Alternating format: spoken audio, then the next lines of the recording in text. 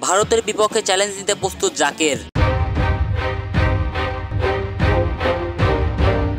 টেস্টের আদি সংস্করণে সুযোগ পাওয়া নিয়ে আজ মিরপুর অনুশীলন শেষে গণমাধ্যমের সঙ্গে অনুভূতি শেয়ার করেন জাকের।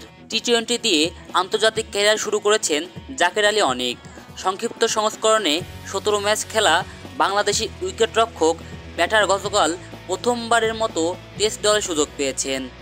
ভারতের বিপক্ষে টেস্টে দলের সুযোগ পাওয়াকে স্বপ্ন পূরণের মতোই বলে জানিয়েছেন তিনি। শান্ত মুশফিকদের হাতে বোনাসের অর্থ তুলে দেবেন ক্রীড়া উপদেষ্টা।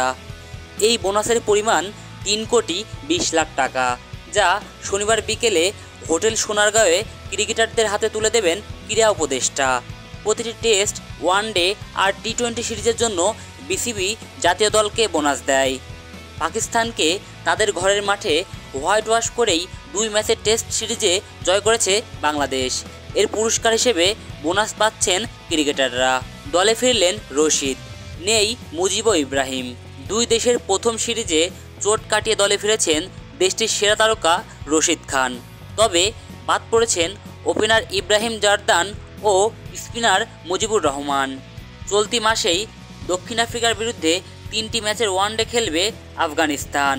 সেই সিরিজকে সামনে রেখে বৃহস্পতিবার 17 সদস্যের দল ঘোষণা করেছে আফগানিস্তান ক্রিকেট বোর্ড।